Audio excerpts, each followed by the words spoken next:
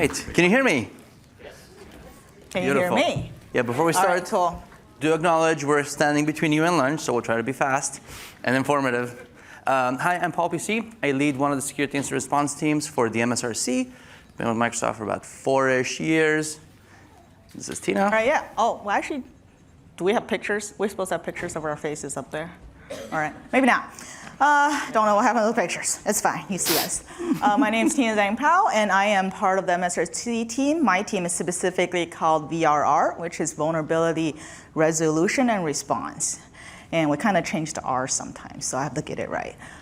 So yeah, basically today we're gonna kind of talk about how MSRC casework works, right? So a lot of times people will find vulnerabilities and they will report it to MSRC, but it's actually the VRR team, which is my team, that actually handle every single vulnerability report that comes in for Microsoft for a Microsoft product or service. So we only have a team about 30 people, and we look at every single report by a person. So if you send in a report, I know sometimes the reply looks like we're a bot, because we do have templates, but every single report is reviewed by a person. So we're going to talk about kind of the life cycle of a report. So if you're a researcher, internal, external, doesn't matter, you find a vulnerability and you send it to MSRC, which will be reviewed by my team.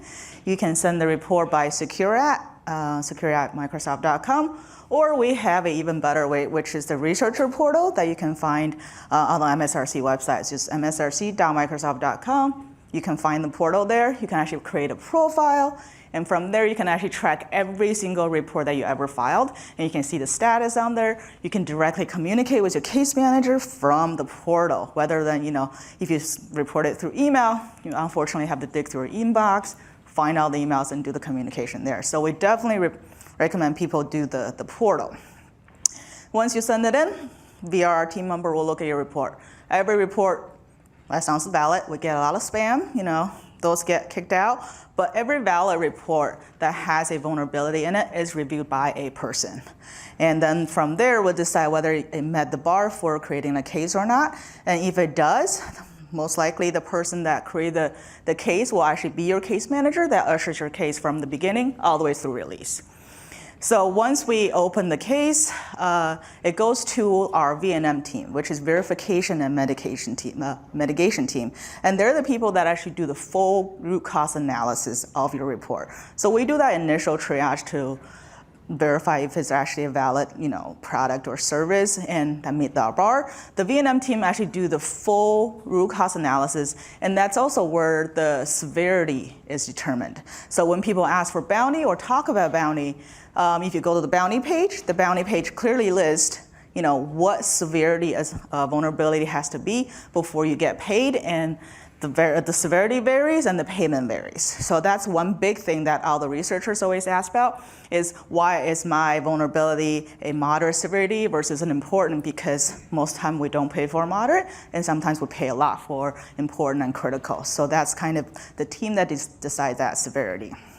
And then at the same time, during the assessment, the engineering team, which is the product team that actually owns that vulnerable service or product, is also notified. So does anyone here has gotten a SEV2 ICM from MSRC with a case number attached to it?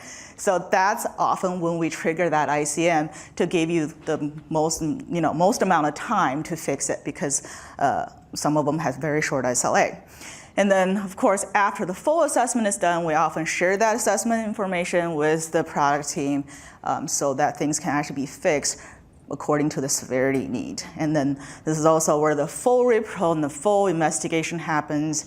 And at the same time, bounty adjudication triggers.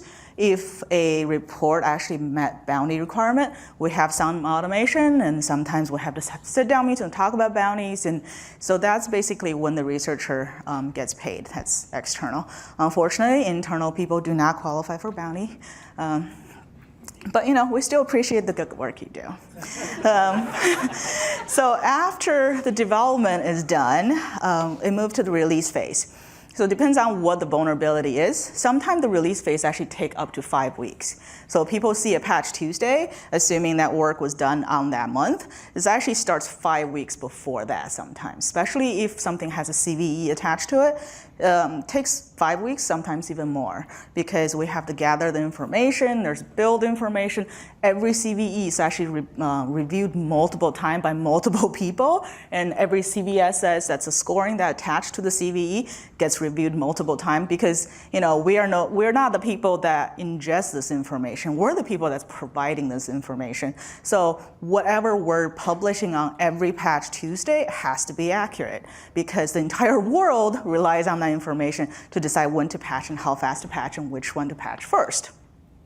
So that's the release information. And currently we do not issue CVEs for cloud vulnerabilities. And because cloud releases doesn't rely on a patch Tuesday, it releases anytime that we fixed it. So it's a much faster release time. So and especially for CVEs, we only issue CVE if the fix requires a customer action, whether you need to download the patch and apply it, or we will release the patch and you have to restart your servers. Whenever there's an actual action required from the customer, and that's when a CVE is issued.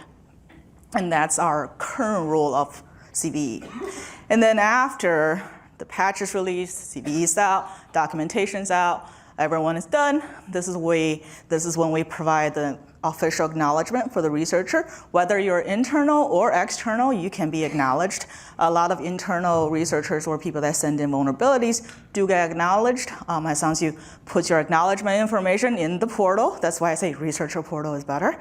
If your information is already in there, it will be auto-polled and published on the website when the vulnerability is fixed and released. And that's basically, when that happens, we officially close the case and actually close the full loop. And sometimes some of the vulnerabilities will be disclosed publicly.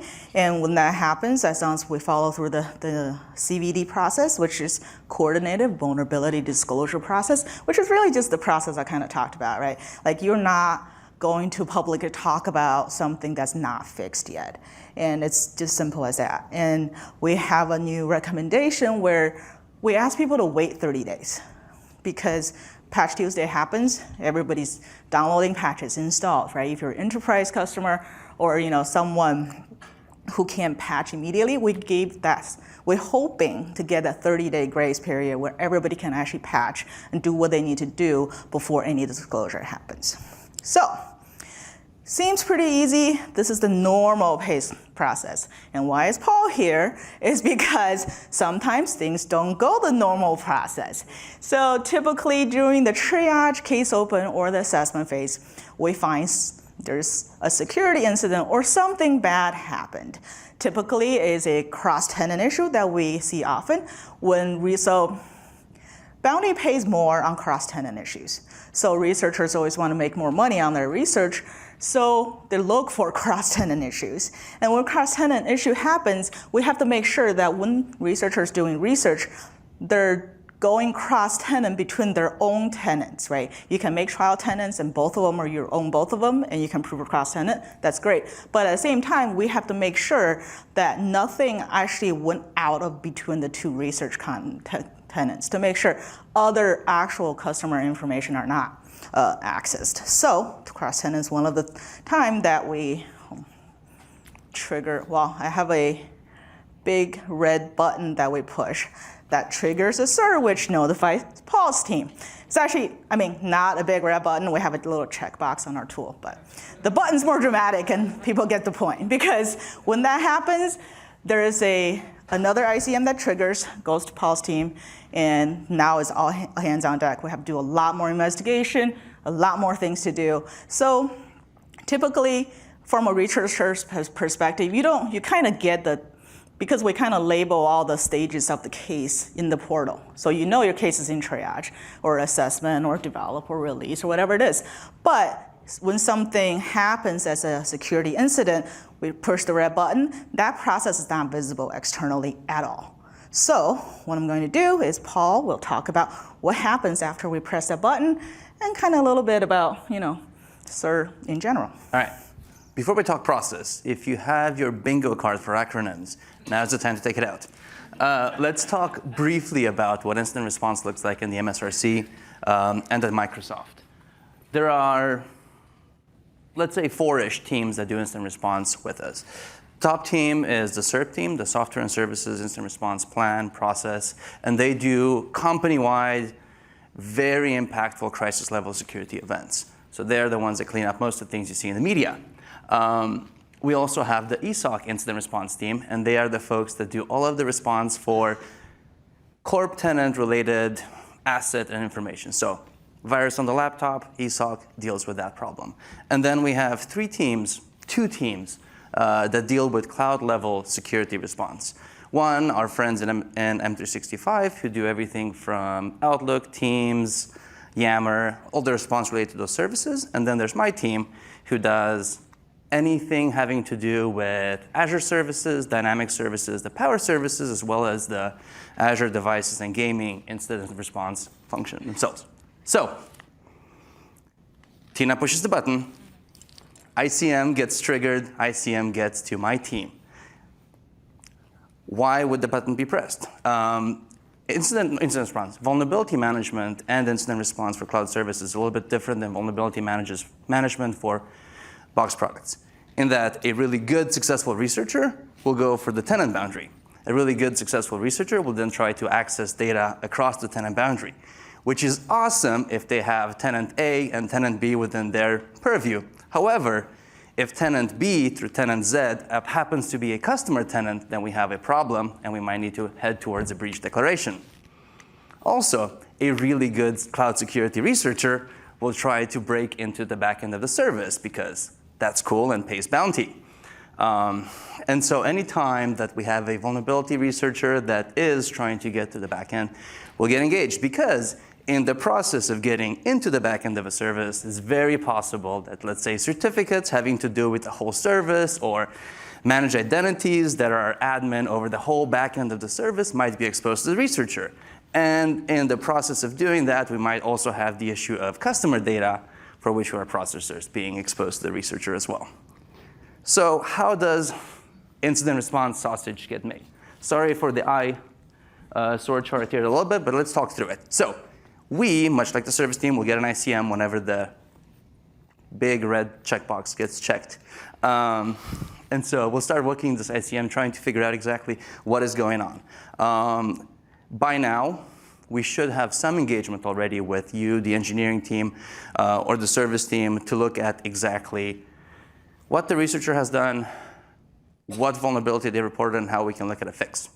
And so, first of all, we're going to try to stop the bleeding somehow. So work with the service team to deploy a hotfix to make sure that the service is protected from other folks trying to take advantage of this. However, this is a fast and safe kind of a hotfix, because we have gotten ourselves in hot water before, going a little bit too fast and causing a cross-tenant data breach, just applying our fix a little bit too fast. So we have to make sure that whatever we do deploy, it's properly vetted, and we're not going to cause a secondary security or even a live site just because of that. While we work with this, Tina and team will work with the security researcher to make sure that everything is friendly with them, because we'll need additional information from them to make sure that we're investigating all the things. As well as we don't want a public blow up before we are ready for the said public blow up. And then we start investigating all the things. We have partners within the services. We have the partners in the CDOC, the investigation team themselves. And we'll start looking at everything that the researchers have done. Every once in a while, we'll have researchers that document everything to the letter that they've done. They don't go anything above what they've said they've done. But in the other cases, we'll have folks miss steps, we'll have folks miss to record steps, or go a little bit above and beyond and think it's not really relevant to talk about all of that in their vulnerability reports. And so then it becomes very much important for all of us to look and investigate everything that the researchers have touched. We'll come back to this of what we can all do better here.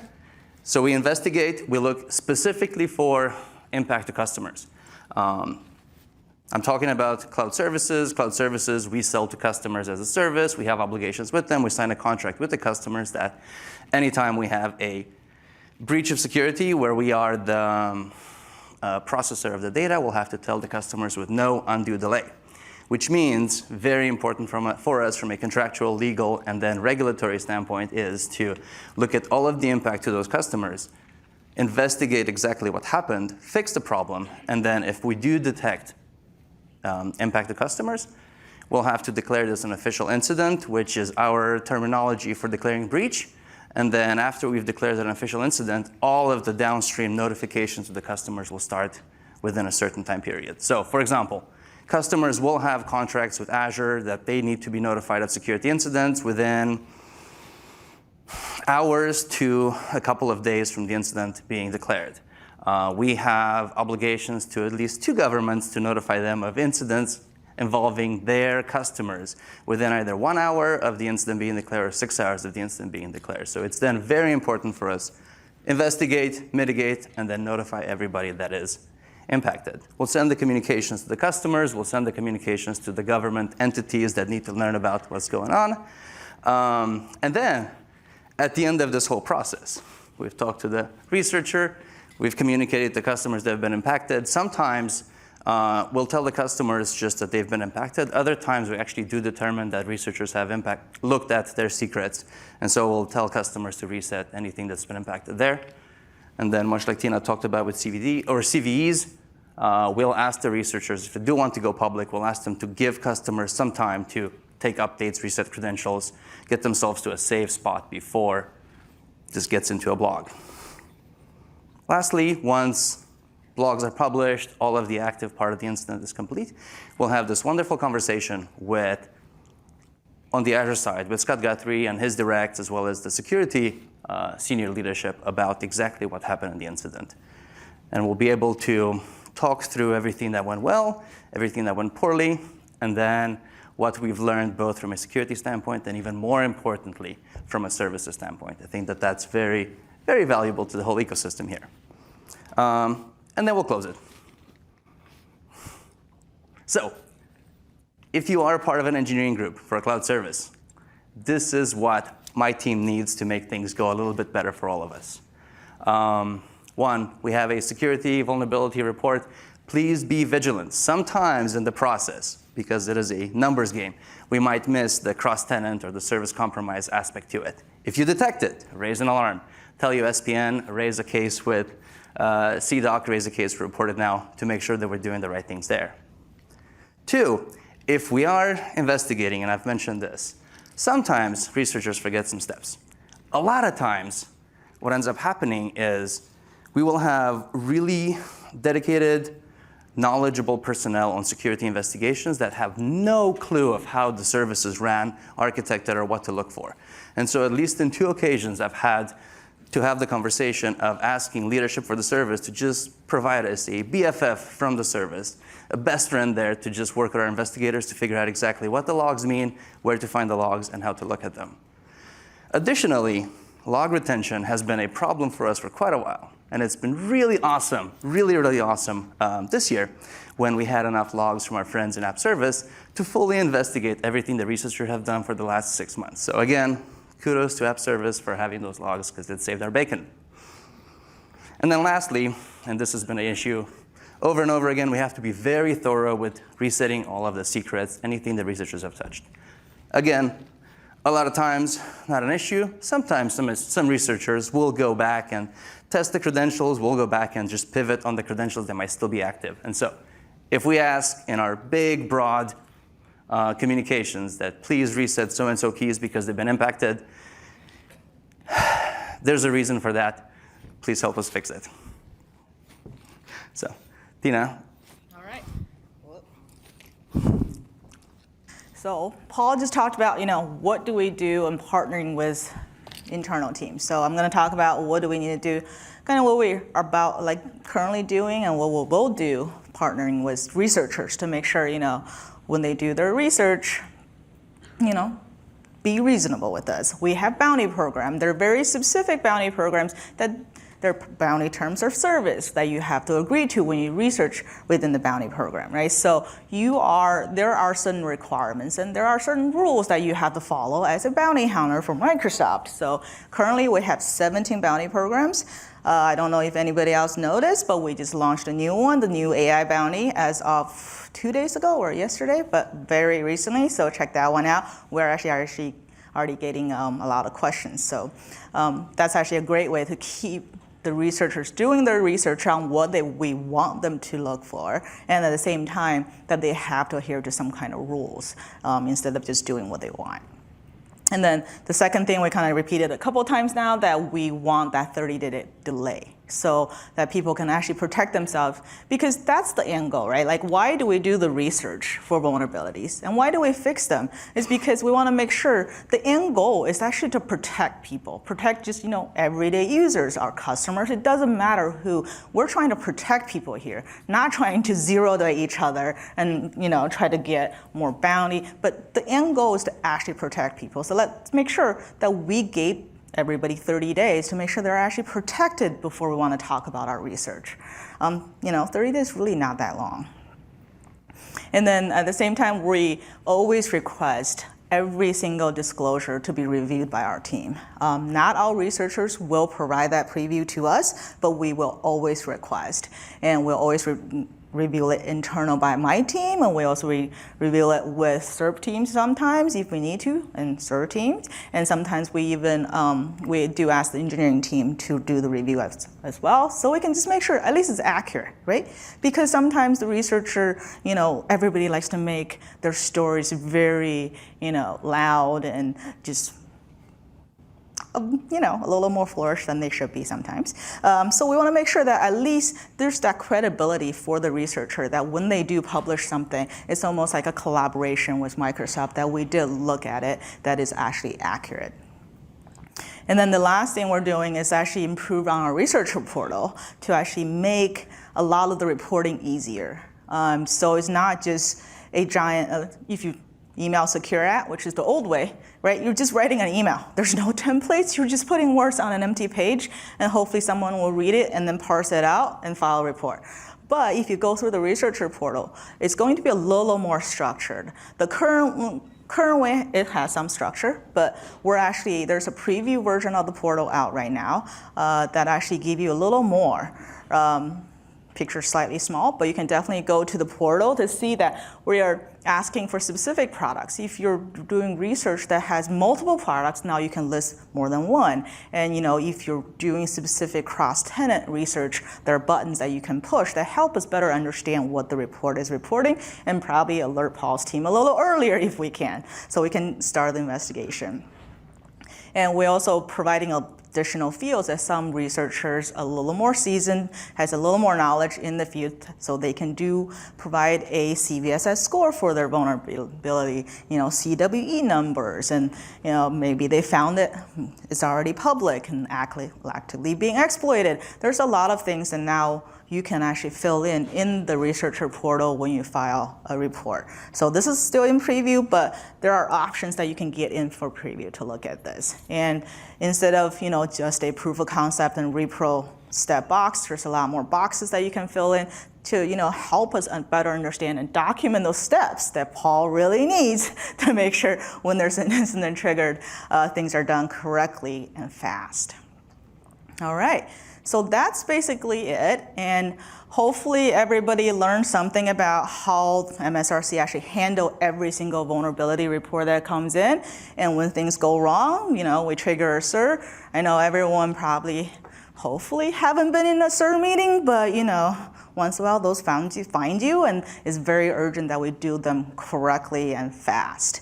So yeah, we'll be out there, and hopefully now everyone can get to lunch. But I know that we had a request on asking who names all the SIRs and serves, because sometimes, earlier the talk was talking about oat milk and oat latte. It's like, who named these things, right? So. It used to be a very interesting process with steps, and we had various types of names for the various types of incidents, and now pretty much we name them as we feel. One of the guys on my team is very good at naming incidents after Chuck E. Cheese characters, so I'm sure we're going to have a little bit of a runway there before we run out of Chuck E. Cheese themed things. But one of the things we've optimized for is how do we generate the best dolly image for the name that we give a certain incident. So that is our current best strategy. Yep. Yeah, if you want to come to the village and you have a specific SIR and SERP name that you're like, well, how do you get from this to this? Paul might be able to tell you, and yeah, come chat with us. Thank you. All right, thank you, folks. Thank you, Tina. Thank you, Paul.